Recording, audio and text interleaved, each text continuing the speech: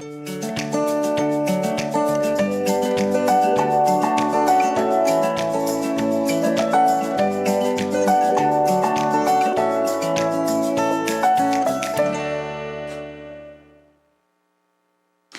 hi there.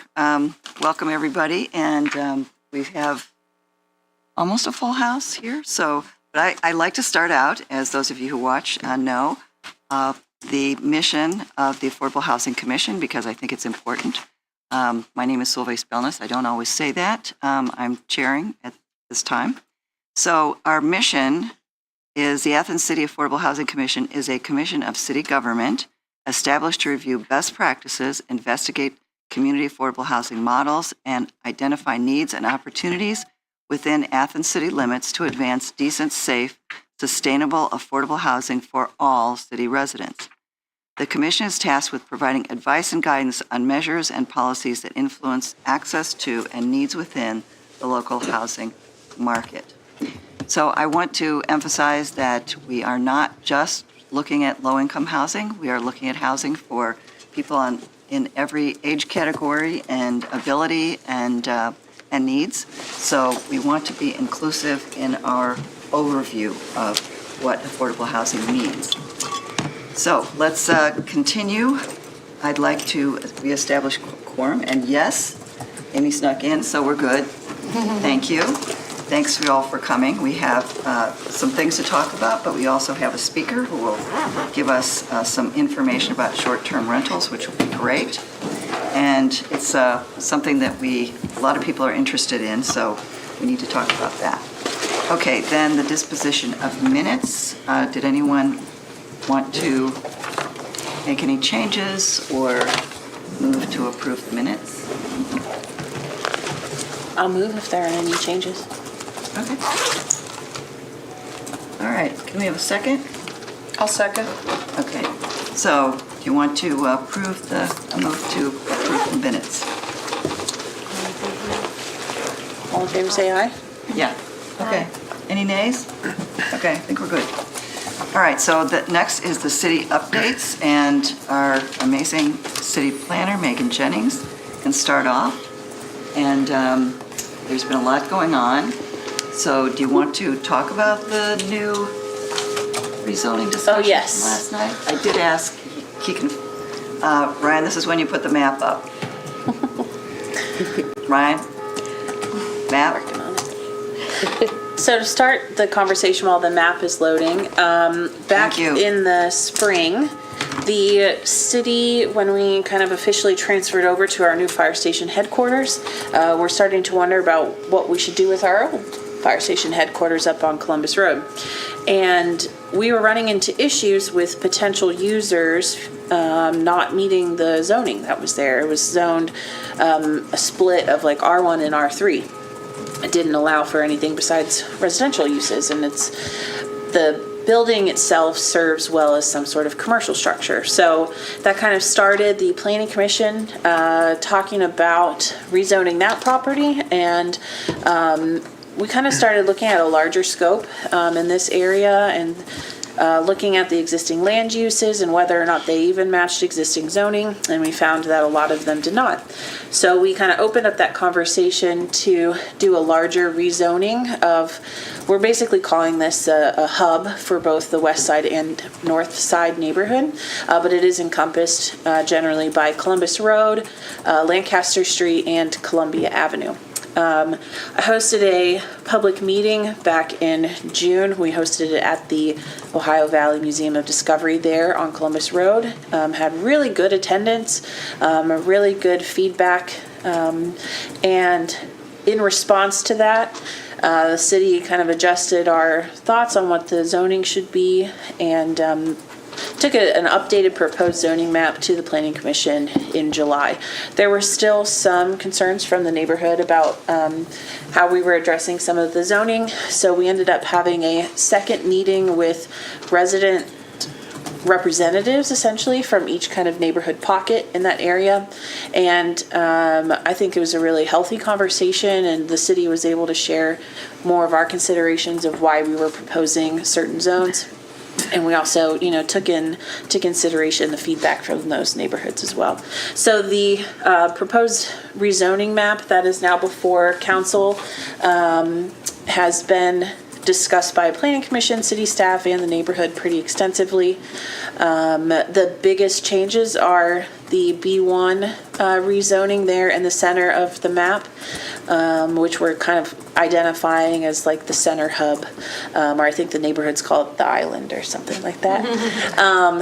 And then increasing some of the residential density to the left or to the west of Columbus Road in order to just better buffer those single family uses back on First Street and 3rd Street and Sunset from the business uses there. And then we did continue, and there was a lot of issues with the previous Dairy Queen drive-through, and so we made sure that it's currently zoned B1, and we're going to maintain it as a B1, which does not allow for drive-throughs. So that's a very long summary of the process. I unfortunately wasn't able to watch the council meeting last night, so I don't have an updated. Oh, well. Okay. I was going to say, I'm sure Then I can talk a little bit about that. Okay. So what happened in our last discussion last week, and then based on that discussion and the neighborhood issues, we discovered that, there were a number of people who said, I still don't like it. But then when we really drilled down on what it is they don't like, they liked everything left of Lancaster Street.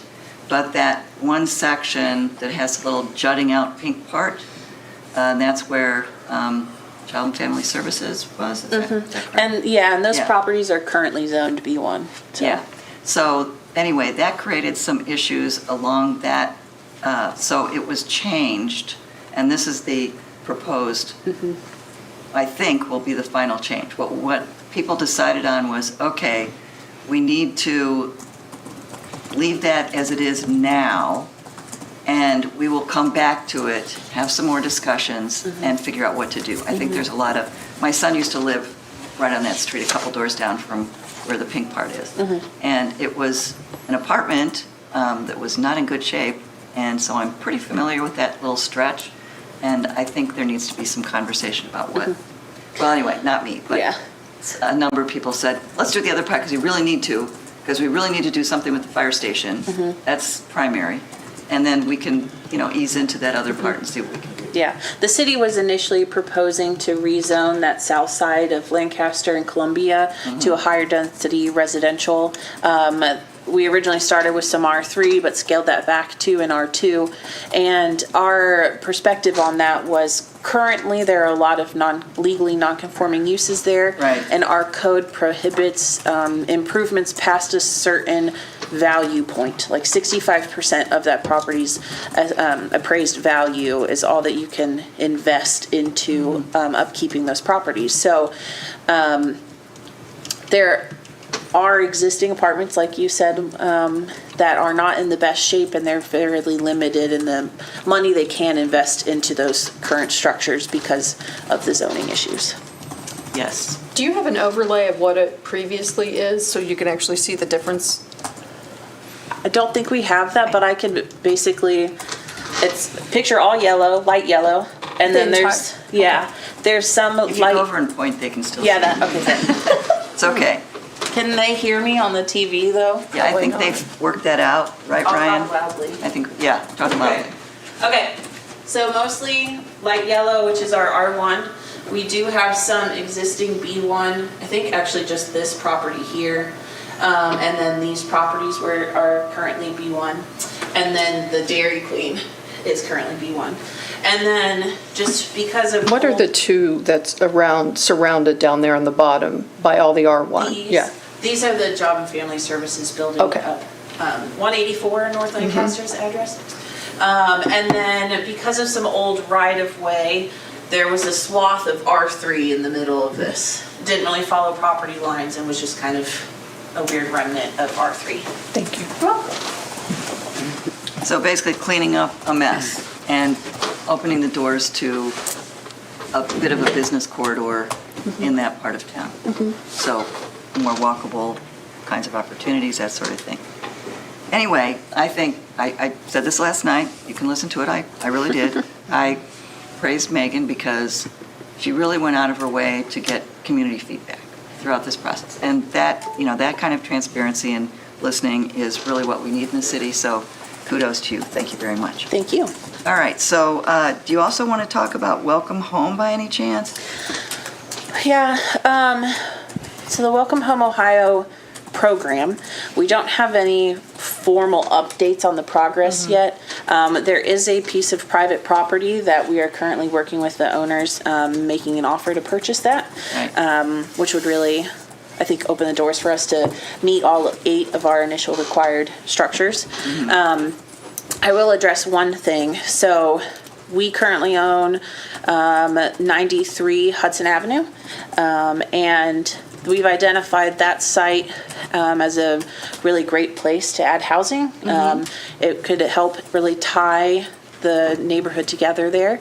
And unfortunately, because of floodplain stuff, we need like, I don't know the exact number offhand, but like 6-7 feet of dirt to get those homes out of the floodplain.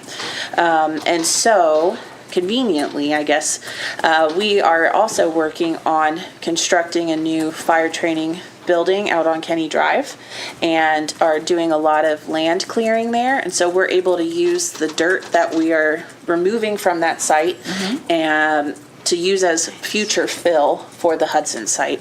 And so currently, just because we can't put it on Hudson yet because it's still an active property and we're still storing other things there, we are locating it on the old railroad right-of-way. There's a portion back behind basically the American Red Cross building where the city owns that old right-of-way, and so we're locating the dirt there. I do believe that it's currently kind of in the way of a used walk path there. It is a temporary storage thing, but I do want to clarify that dirt is being saved for that project. Okay. You're not just dumping stuff for, okay. No, yeah. Because people ask, what the heck is that? Yeah. Yes, it's just being stored for a while. So don't worry, we're all good. It'll all be taken care of. Okay, so there's that. Any questions about either of those things? You good? Okay. And then let's move on to the vacant building ordinance. That was discussed last night at second reading. Remember, we all looked at that and gave Andrew our feedback, which, again, that's just a great use of the commission, is to have Andrew or someone from the city who's looking at ordinances that affect housing, that they share that with us so we can give some feedback with the experts we have on this great team. Anyway, so it seems to be, everyone seems to be very in favor of this. We can't, sunshine laws, we don't chat about it behind, but based on conversations during meetings, it appears that people are positive. We did make one change that I think was appropriate, and that was that in the current version that Andrew gave us, there was a bit about if there's an exception, if you can show that you have listed it as with a realtor for sale. But not everybody uses a realtor. So we just took that part out and said, well, if you have a plan to sell it, and you can show that you have a plan to sell it, then that's good. So that just opens it, and so there aren't exceptions or questions about that.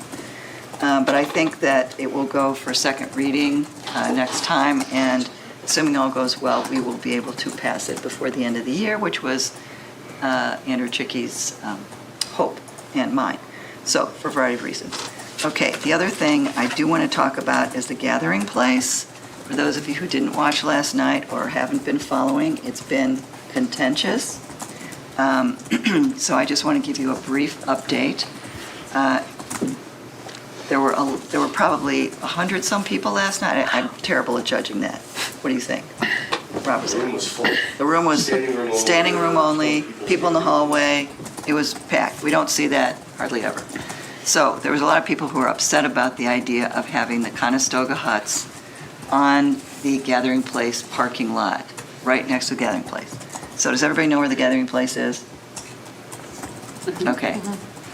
Do all of you know what the Conestoga hut looks like? So you've seen it. I'm going to tell you that I've had people tell me who've lived here for years, they had no idea that that was the Conestoga hut that was under, because it was so unobtrusive. And my sister was in town, and she goes, oh, that looks kind of nice. So anyway, not everybody feels that way. So there were some tense moments about that. But, and we did change that one also to not just a 2-year review, but also going down to a 1-year review. And Rob was in the audience, for those of you who are watching. He had sent a really nice letter, and you had put a letter into the Independent, which was great. And as I think I've all told you, I was a social work professor working with the Gathering Place for years, and my students were their interns, and they worked there, and my son worked there for 4.5 years. I know their protocol, I know their procedures. They really have a good plan, in my opinion. So I'm just going to say, it looks like, can't say for sure, but it looks like it may pass. We'll see what happens. And then there's a follow-up, but possible follow-up to that ordinance that would allow for similar kinds of structures. It does also say tents that could be under very restricted circumstances in other parts of the community. However, the restriction, which will kill just about any possibility, is that it has to be supervised and overseen by an organization like the Gathering Place. You can't just put something up in your backyard. That's not okay. Will never happen. Or in a parking lot. That's not okay. So it provides some, I think, important restrictions, but the wording is still being looked at, and we'll see what happens. If you have feelings about it or you want to take a look at that ordinance, I'll be happy to share it with you, and you can see, because there's a lot of heat about this. So I think it's probably a good idea that I share that with you, and I'll do that probably later today or before the end of the week so you can look at it. What have you heard? Do you have any questions right now?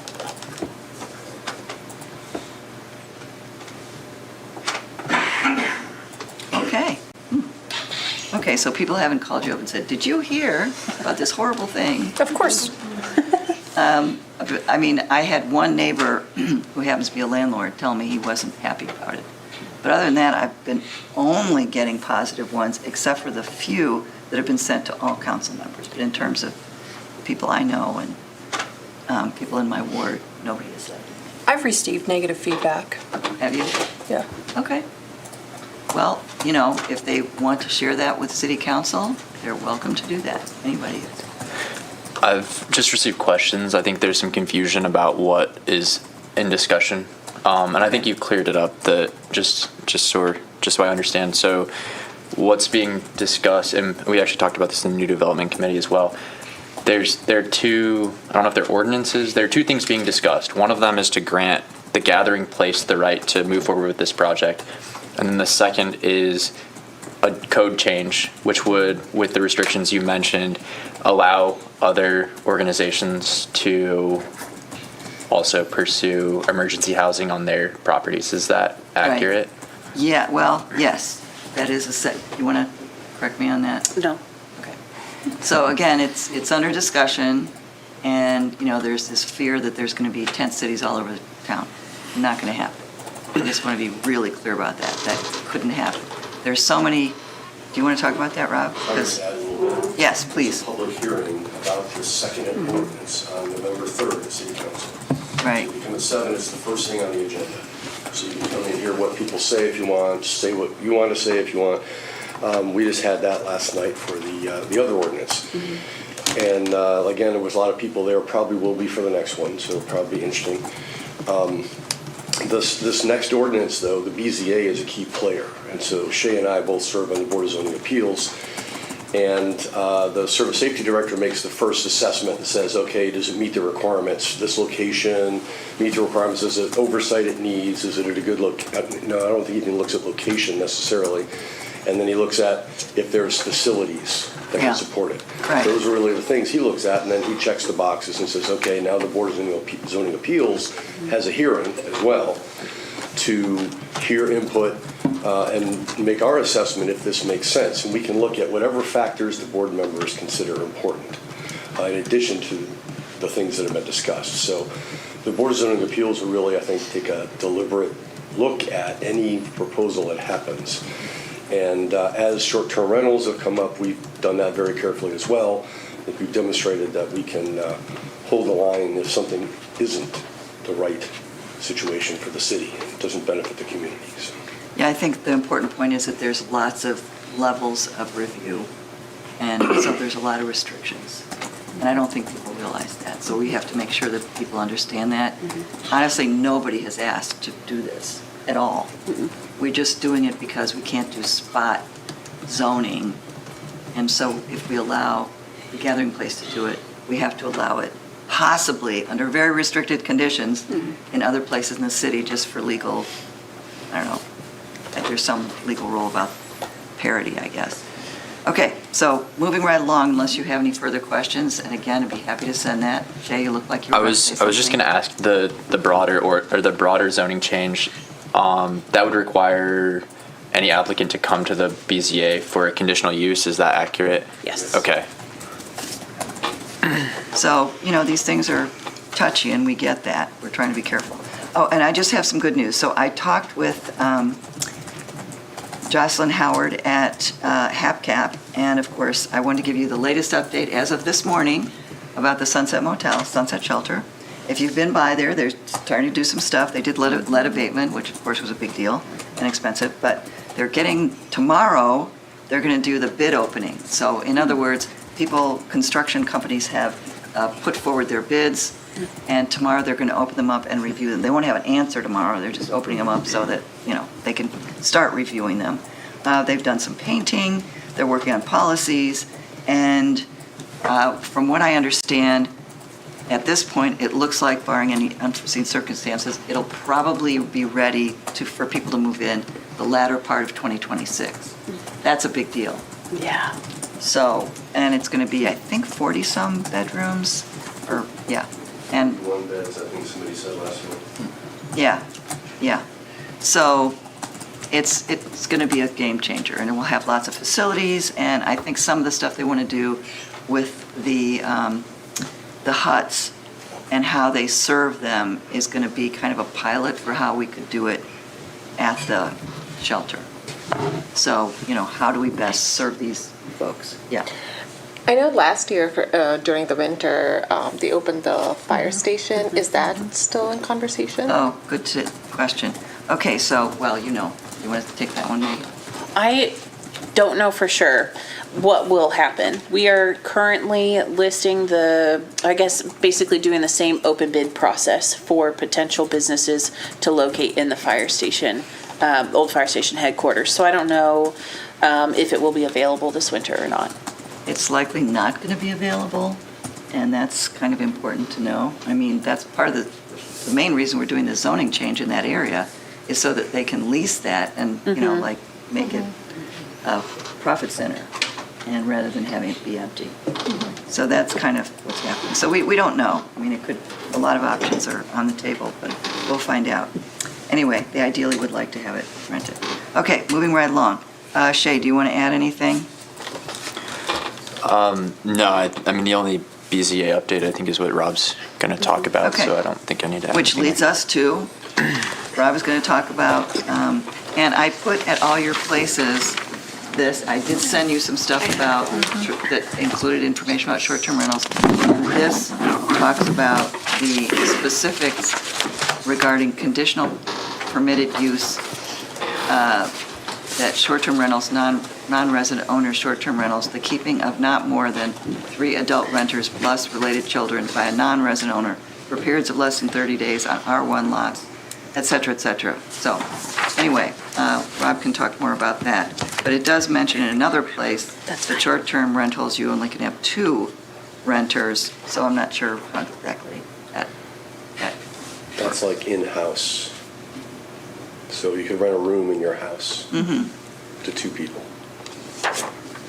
Yeah, so this is, anyway, it's a hot topic in a lot of communities because it's taking away, homes for people to live in versus vacation opportunities. And it's also, people are charging an awful lot for and making more money on the short-term rentals. So they're converting some homes and apartments into short-term rentals. So we need to have some control over that. Anyway, and we had an issue at on Hudson about a short-term rental. Take it away, Rob. Okay, so my I name's think Rob all of you know Delich. Rob. Yeah. Yeah, I'm Rob Delich. I live here in the city of Athens. Chair of the Board of Zoning Appeals, serve on the Bicycle Pedestrian Task Force, the Bikeway Committee.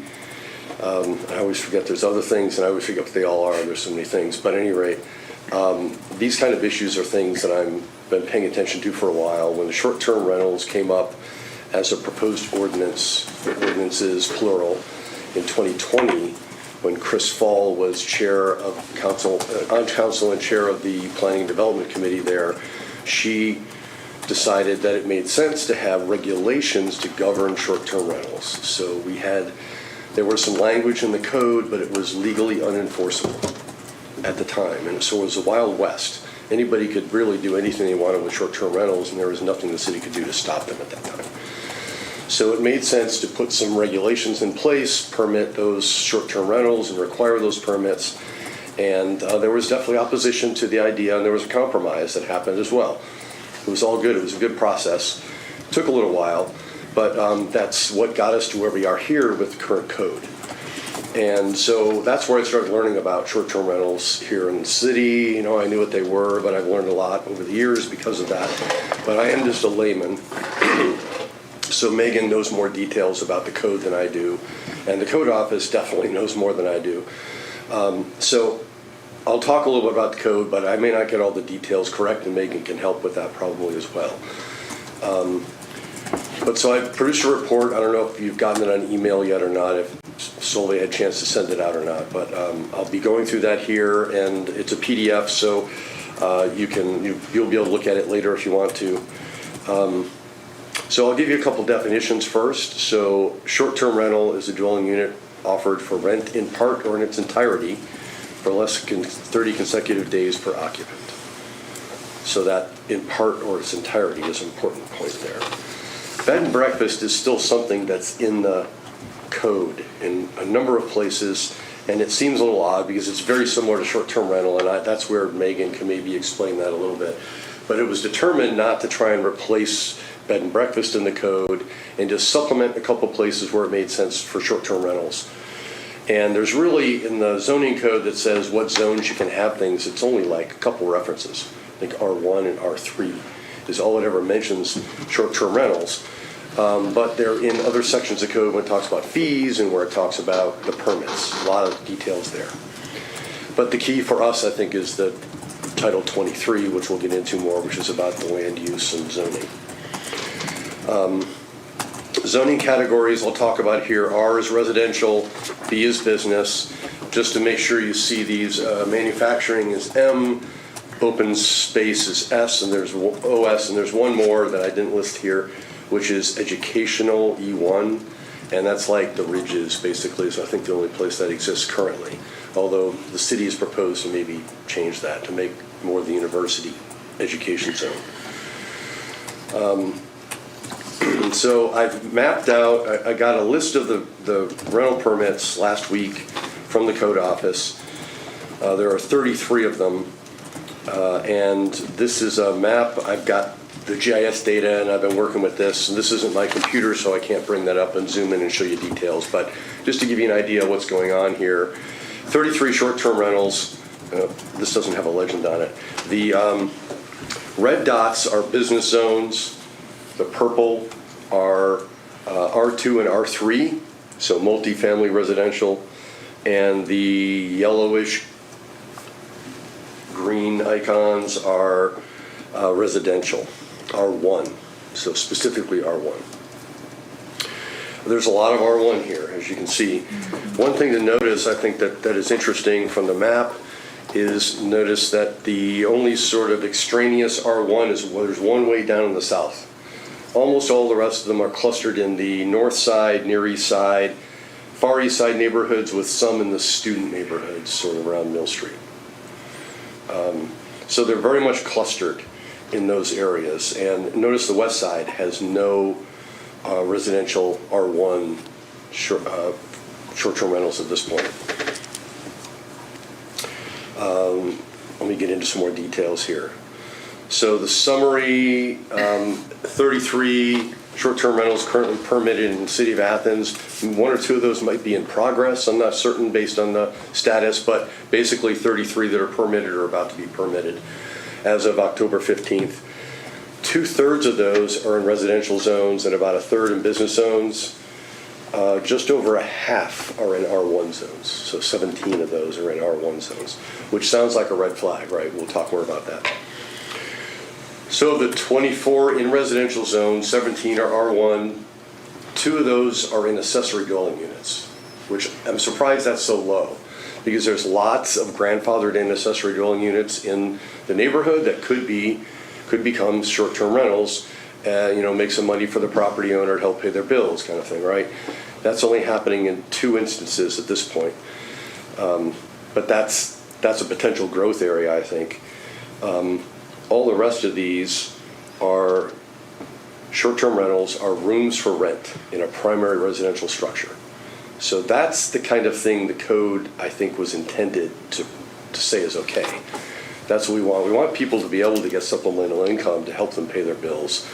I could cite examples, I won't go into details here, but where young couples, young families needed a home, they couldn't really afford it, but hey, there's an apartment in that building, in that house, a second unit, and they were able to purchase a home and have immediate income coming in to help them pay the mortgage. I know a couple specific examples like that. And that's really what we're looking for here. For short-term rentals to be useful for the community, that's a good use right there, right? So there are also 5 non-occupied short-term rentals in R2 and R3 residential zones for a total of 10 units. It looks like each of those has 2 units. A lot of them are duplexes or things like that. Business zones, there are 11 whole unit house short-term rentals totaling about 17 units. So in many of these cases, there are not units. These are not units in apartment buildings in the business zone. Only 2 of them are actually apartment buildings. So that's where I was sort of thinking we'd start to see more of this stuff.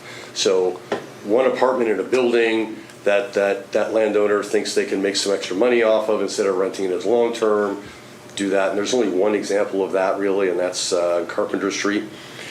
And I'm not sure if they're currently doing it. They did it in 2024, and I haven't seen if they're actually doing it again this year.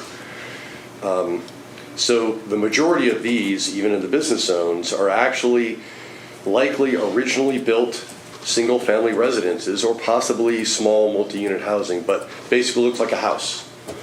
And that's 13 units that have been converted now from long-term rentals to short-term rentals in business zones. So I believe the zoning code term for this is that they are legally non-conforming residential units in a business zone. I get that term right? It's something like that.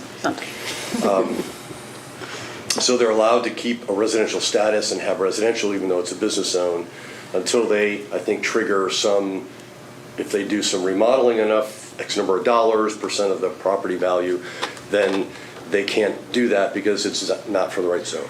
I will say, just to interject, there are residential uses allowed as a principal use in the business zone, but they have to match any residential use that's abutting the B1 zone. So, anyway. Thank you. That's a detail that I wouldn't remember until at a BZA meeting when Director Riggs answers that question. Make sure we understand that. Okay, so a couple graphics here. You can see the vast majority are R1, but again, these are all, the R1s are all owner occupied and they're renting a room or an ADU. So the kind of thing that makes sense and that the code was intended to do.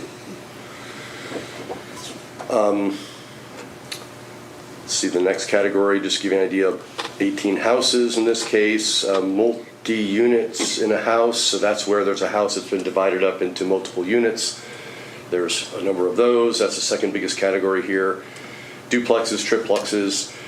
One thing to note is if you get up to 4 units, it becomes a building code, state code kicks in, and so most of these are in 1, 2, 3 unit situations.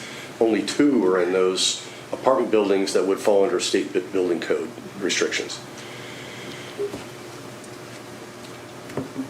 Okay, so short-term rentals that have removed housing stock from the market. Long-term, I'm going to read this more or less until I prompt what I'm trying to say here. Long-term rentals in houses or owner-occupied residences, there's 9 in business zones with 13 units, 5 in R2 and R3 zones with 10 units that could be long-term rentals. They were converted essentially from long-term rentals for the most part. That's 14 that have been really removed from the housing stock. So that's a total then of 23 units. So 14 locations, 23 units.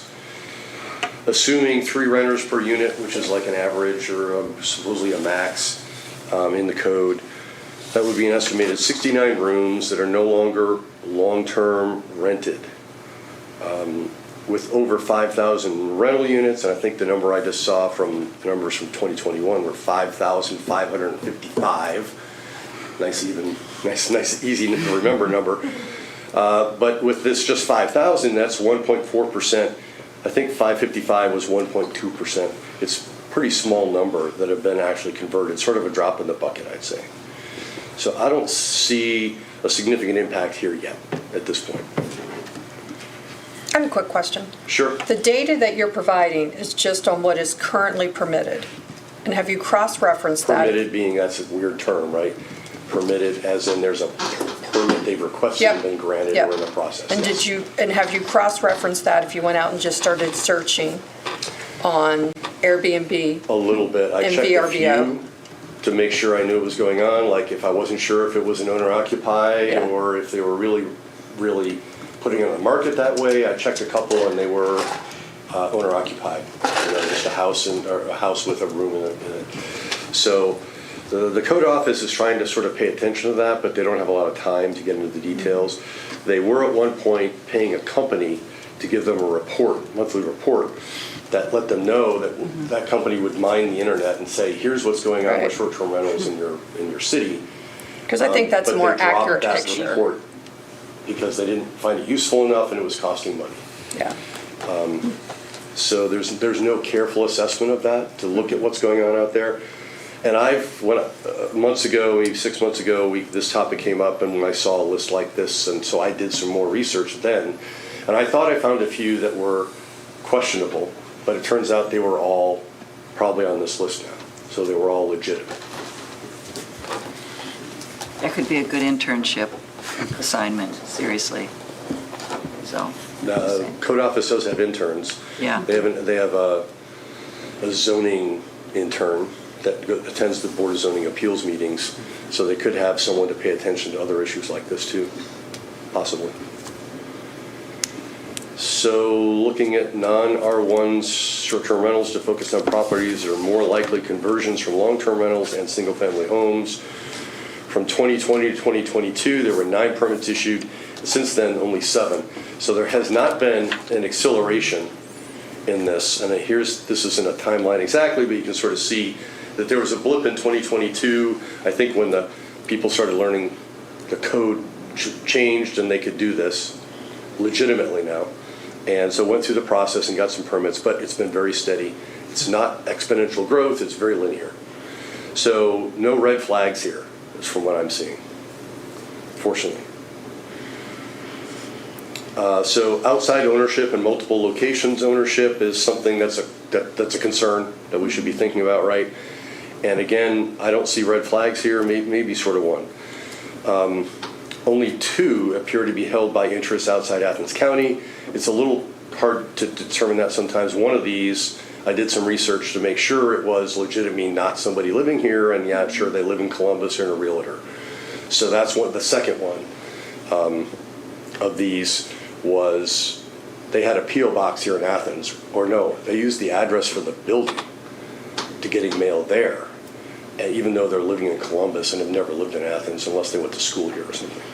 Oh, and it's important to note that the ordinance has changed so that if you, in a situation like that, if you own property in Athens, but you're live more than 50 miles away, you're required to have a property manager who can take care of stuff right away.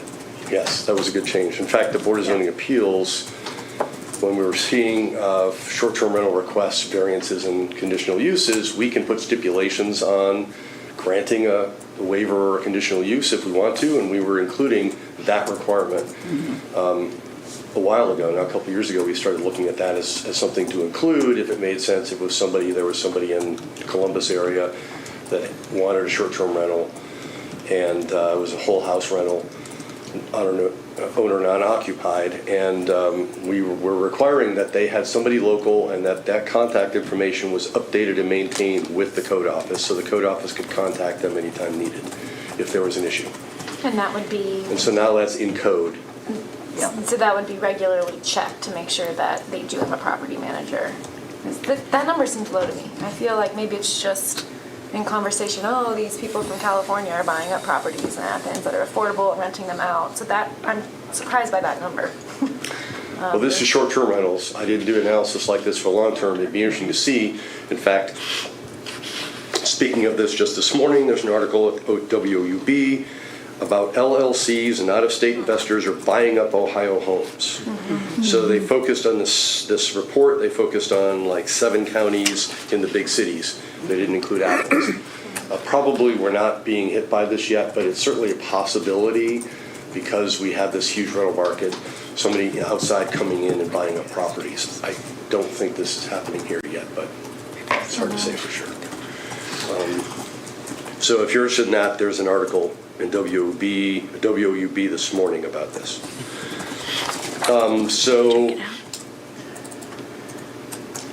So my conclusion is that up to now, at least, outside interests have not been buying up properties and converting them to short-term rentals in Athens.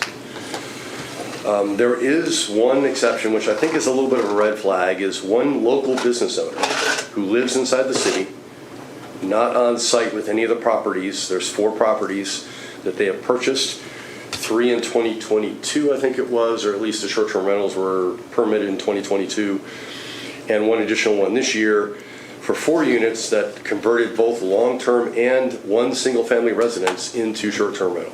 So it went straight from a townhome into a short-term rental that was not long-term rental previously. It was a family living there, apparently.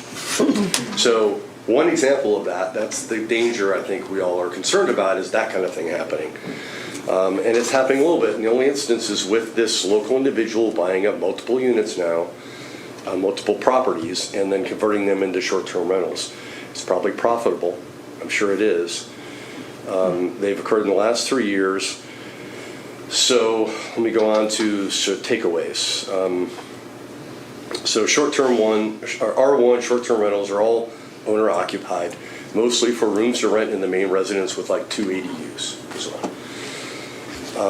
So the Board of Zoning Appeals has been hearing requests for variances and conditional uses to allow more of these, more short-term rentals in R1 zones, but they were all owner non-occupied. And when that's been the case, so far the board has not granted any of those. One minor caveat is one of the ADUs I mentioned is technically on a separate property, but it's adjacent to the owner. So I consider that owner-occupied. So the intention with code was to allow property owners to generate revenue from their property while remaining as occupants, potentially to help pay the costs of owning the property while not negatively impacting the housing market in Athens. In this respect, the zoning code is functioning as intended. And I know, Megan, I saw your email, and that's one of the things you said.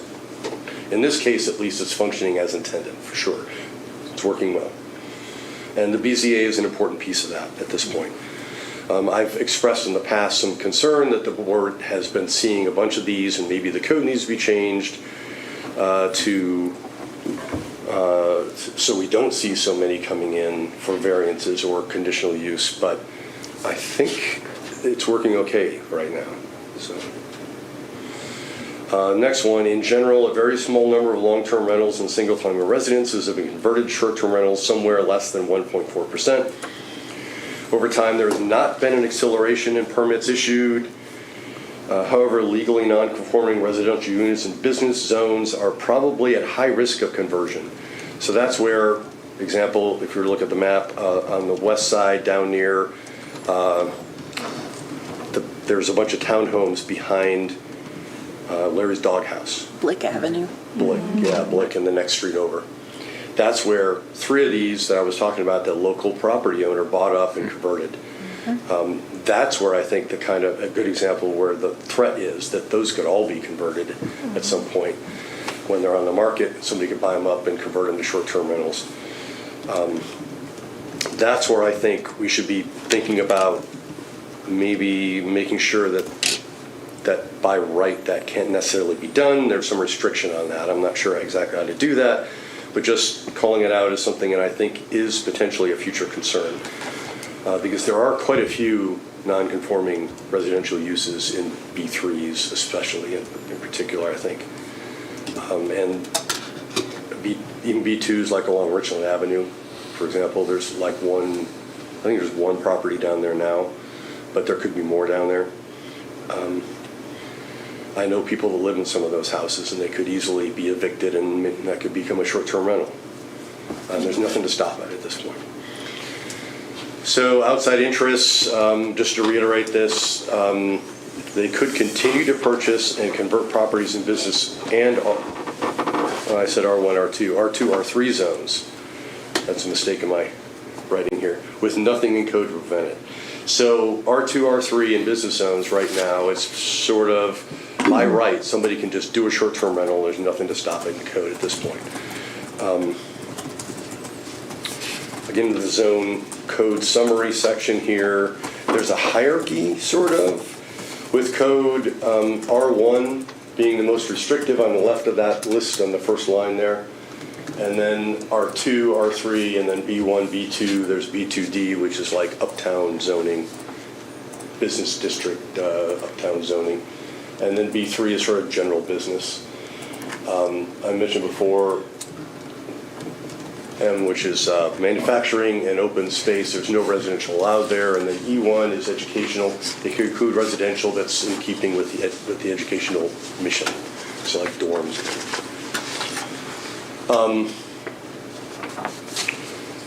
Okay, so where are we going here?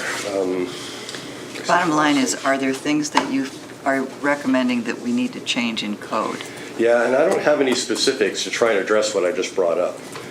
One thing, just to look at what's in the code, there isn't a whole lot.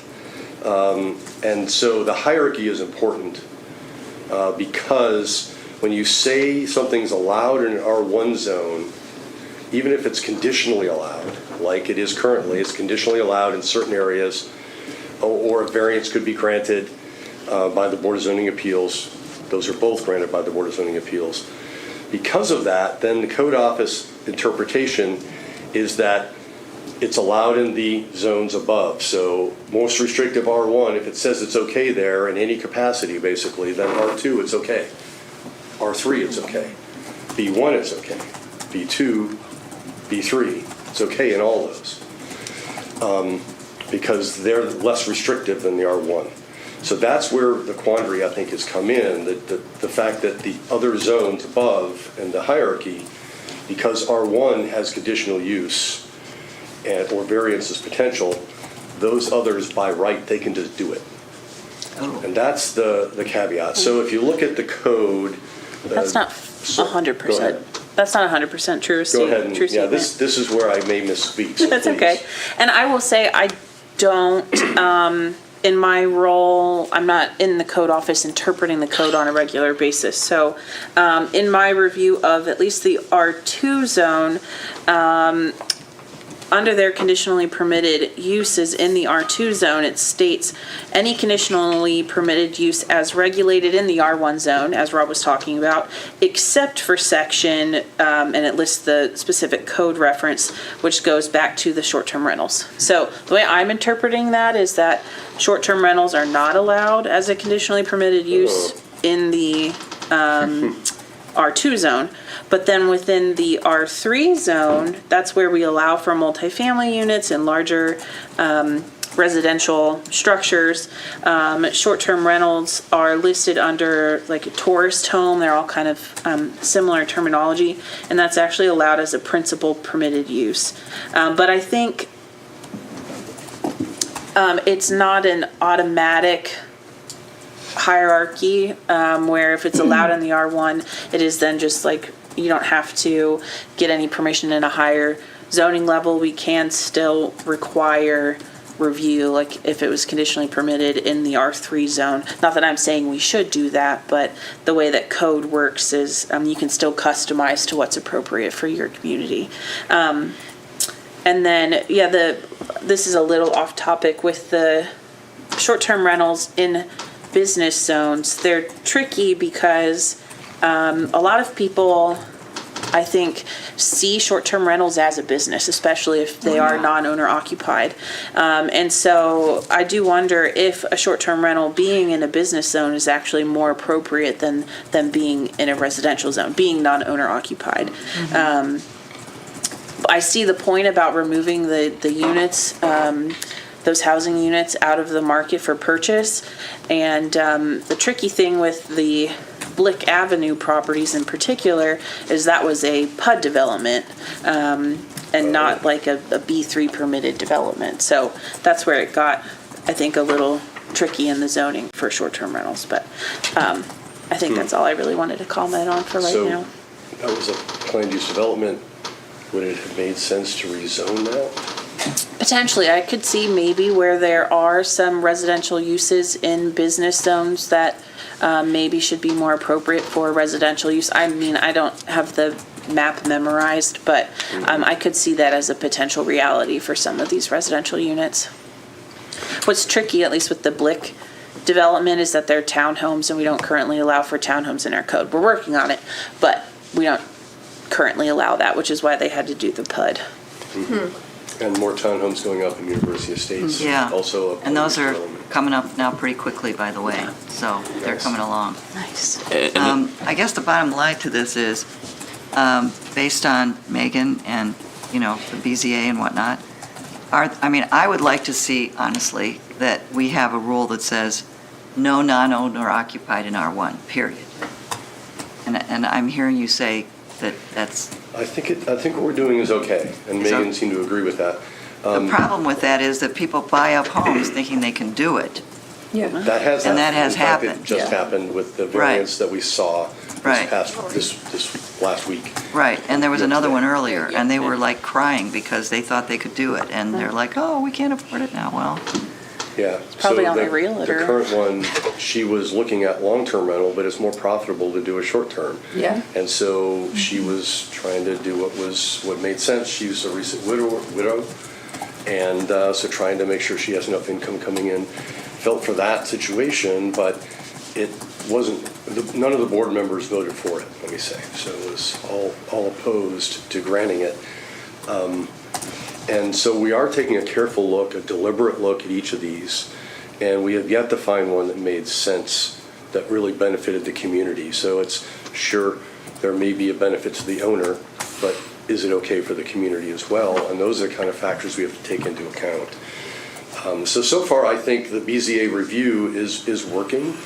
And as Megan has said, we've had conversations about these kind of things. The Board of Zoning Appeals criteria right now, housing is certainly playing a role in our decision. We're thinking about the impacts on the community.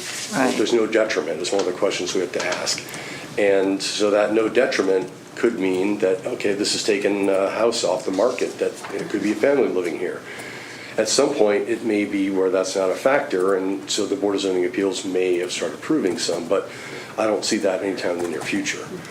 I guess my concern is that I think we were already sued once for that, not allowing it. It And- was procedural, Yeah, and the city lost. That was before I was chair, by the way. So I did not run that meeting. thanks for telling us. And I became chair after that chair stepped down, and ran the first meeting I ran was that meeting after the lawsuit, and we had to rehear it. They sued again, but they really didn't have grounds, because I was very careful with procedure and made sure we did everything exactly right.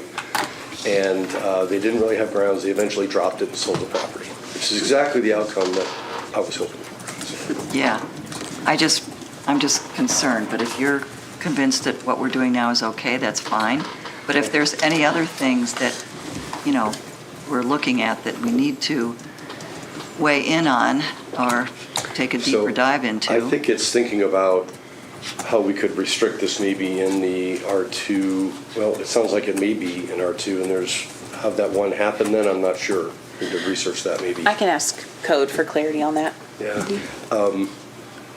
But this could get out of hand. It's not yet, but it could get out of hand unless we put some stipulations in code about the business zones potentially, or R2 and R3. Well, I think that's where I'm going with Restrict it a little this. bit more, so.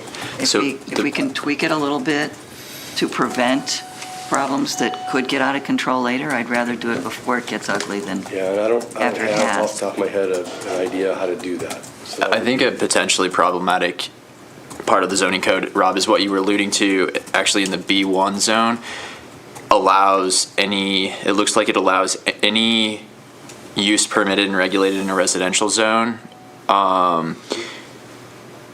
I guess it is adjoining the B1 zone, so it is sort of restricted. And Megan, does that mean directly adjacent to the property, or what? How do you interpret? Do you know how you interpret I that? believe it's directly connected to it.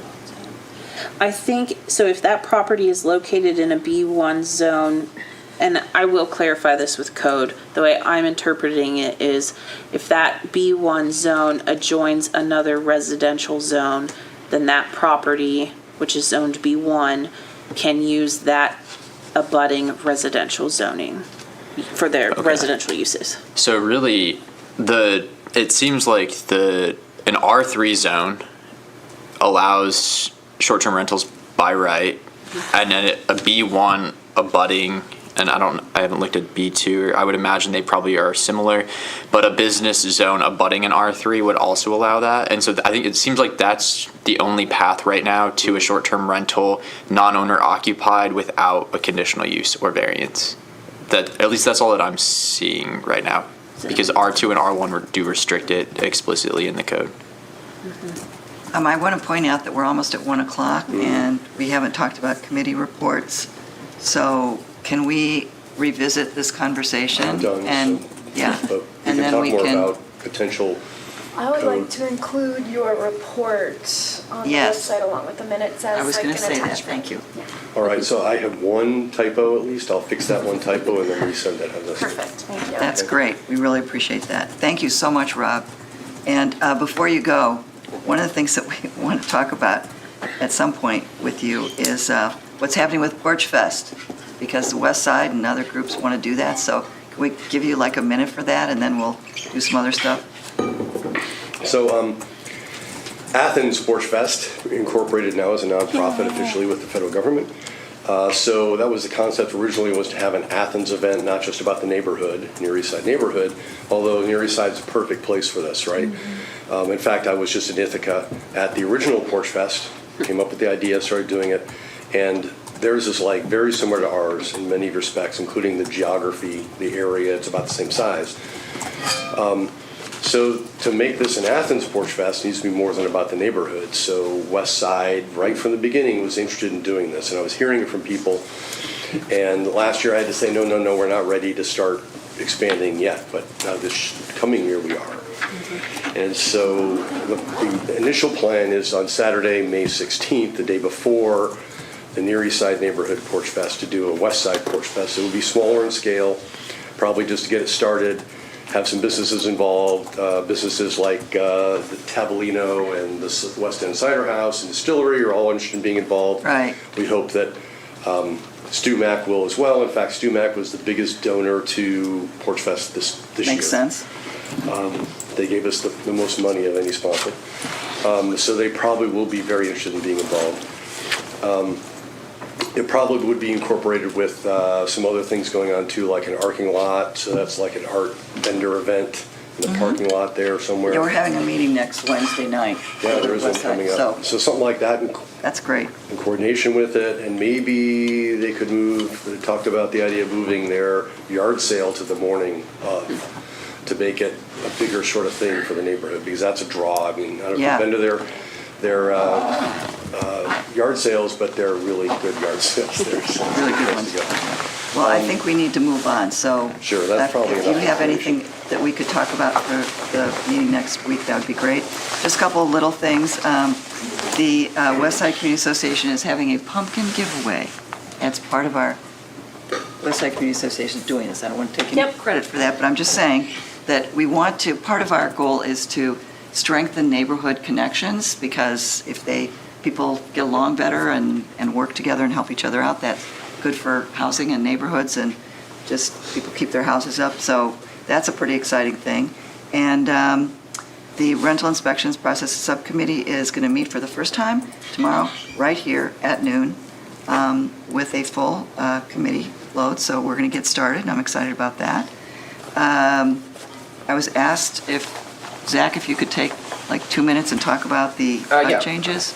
Rose, with Director of External Affairs at Integrated Services, actually she sent me this email as well. We sent this one to Solvay. I'll just give you a brief overview of what it states. There have recently been indicators that HUD is planning to cap continuum of care funding at 30% for permanent housing, shifting the funding towards transitional short-term models, and those that could mandate work requirements. Currently, 90% of COC funds support permanent housing models. If the change occurs, we will see a significant reduction in funding for permanent supportive housing. And then she goes on to define, permanent, like show some examples of how permanent housing solutions work. There's fewer housing dollars reaching local landlords and communities, more strain on emergency rooms, jails, law enforcement, and crisis systems, and a rise in unsheltered homeless. We, at the Housing Authority, we also are seeing some challenges. We're funded now, currently through December. What happens after that, we don't know. We've got a little bit of reserves. We'll just see what happens. So call your congressperson and tell them that you don't like this. Thank you very much. Yeah. We are allowed to advocate for our community, so please do that. There's also a big need that I was asked to mention for international student housing, and that we may put some things on the agenda for that, because a lot of the international students, they can't work outside the university, they can't make enough working at the university to pay the rents. So there's a severe shortage of possible housing, and there's a bunch of other issues. So I just had that meeting yesterday, so I just said I would bring it up. So I just want to put that little bug in your ear for something to think about, because we're trying to find people who might want to, have folks in their home. Obviously, people get vetted, whatever. But we need to be creative on how to help them survive while they're trying to get master's degrees primarily, or doctoral degrees. So there's that. Anyway, does anybody want to make some last minute comments since we're trying to close up? Not to pressure anybody. We'll share our committee updates, I guess, next month. Yeah. It went a little longer than I thought, but thank you so much, everybody. Somebody want to say we want to adjourn? Motion to adjourn. Second. Oh, we don't have to do anything, we just have to have a motion. Yeah, it's fine. All right, so everybody's good? Yeah. All right, thank you. And Rob's going to make a slight correction, and then he's going to send it. If you just put Affordable Housing Commission, Rob.